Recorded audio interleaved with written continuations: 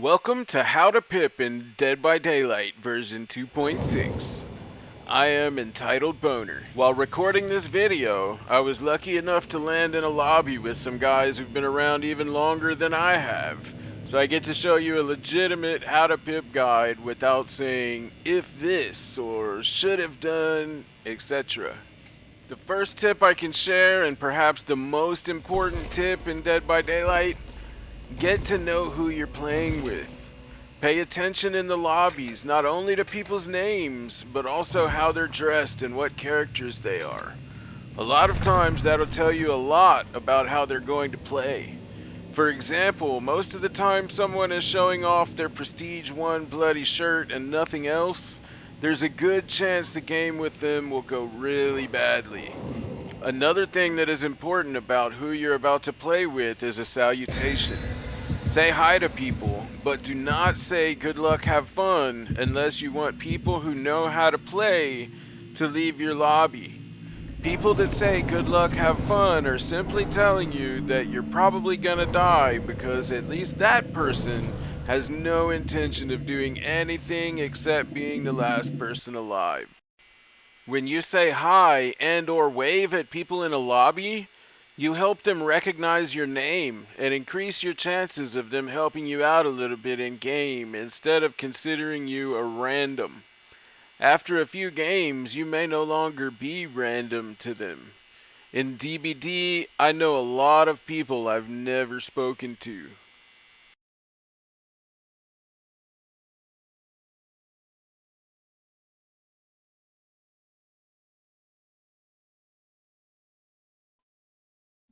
Try not to do too much solo work.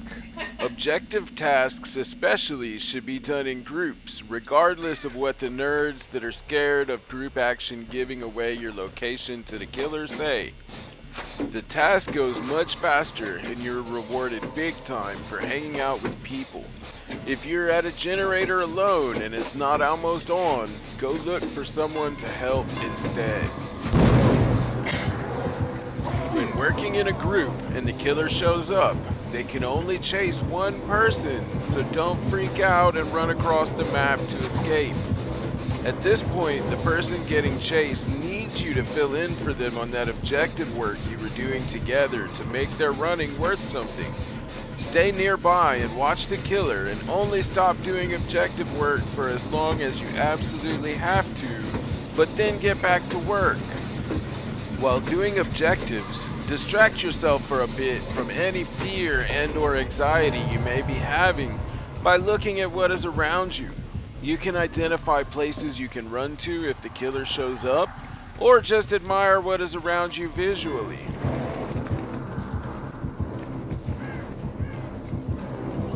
If someone is on the hook and you get seen en route for the save, as long as you trust your team to take care of the hooker, it is your duty to give them the window they need by taking the killer away from the hook if possible.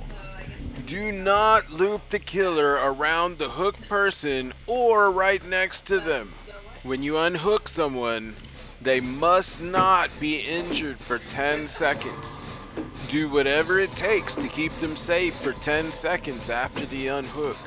This item affects everyone in the game's score. Always heal. A lot of people out there try to say they don't heal for certain killers or situations because there's no point or some garbage like that. These people are ignorant. If you are injured, not only are you a one-hit down, but you also bleed, make noise, and look stupid. Get yourself fixed up, then get back to work. Avoid self-care unless you can't find anyone else to heal you, but it is slow and doesn't count as altruism, so you're only being dumb when you insist on running away to self-care while other people actually play the game.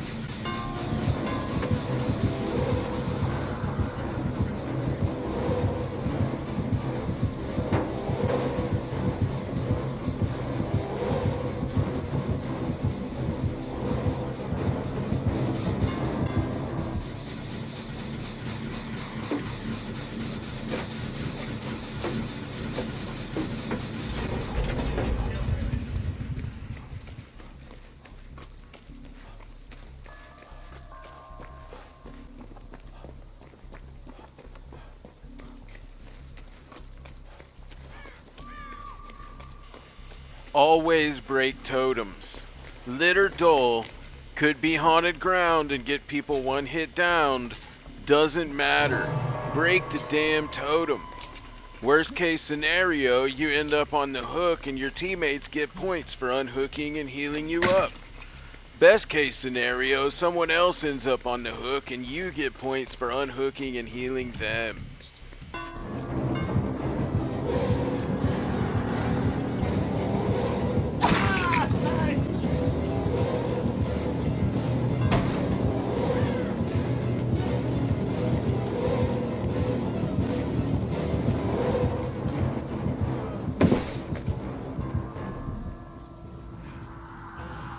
Sometimes it's your turn to go down. This game is about getting points for unhooking and healing people. Sometimes it's your turn to take your hooks. Don't let other people keep taking hooks until they die without jumping in the mix.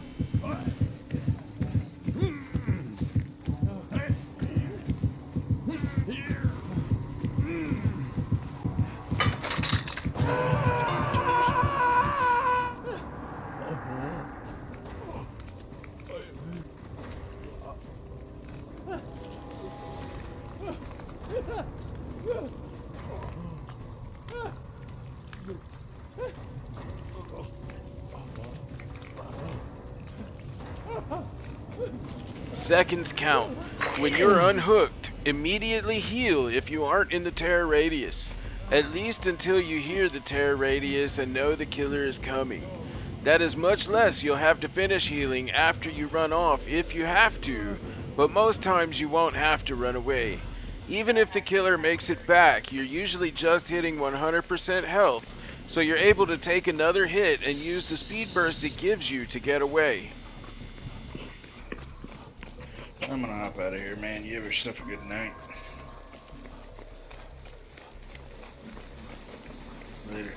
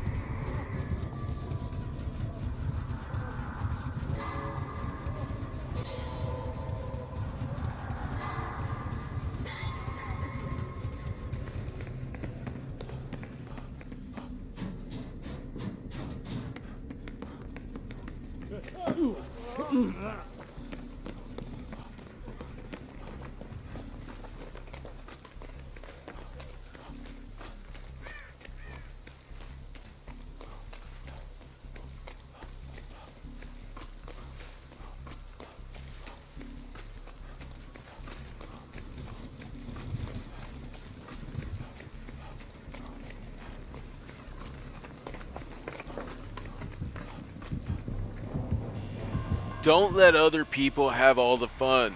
Get in there and get you some.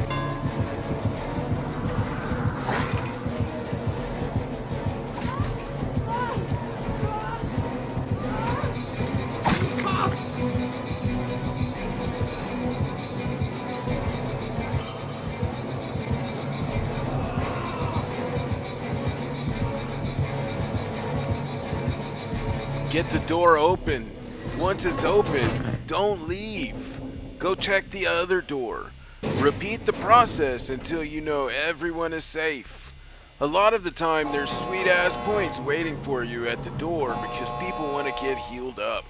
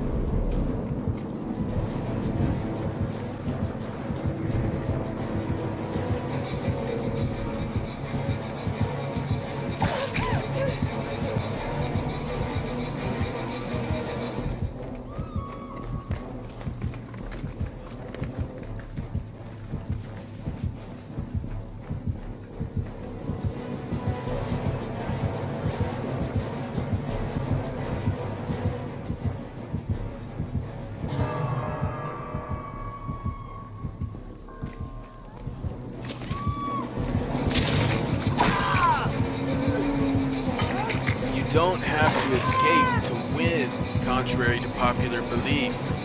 I win every game I play, and most games I play, I'm the first to die.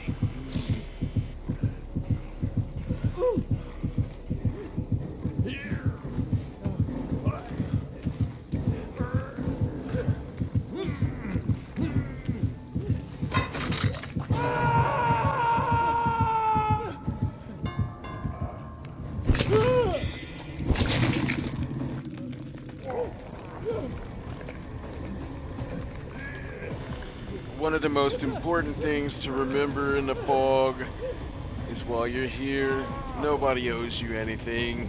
Sometimes people just gotta go, and it's no big deal. If you've done your part and played a good game, if you feel like you deserved and earned a pip, you're probably gonna get one. Let's see what the scoreboard brings for us.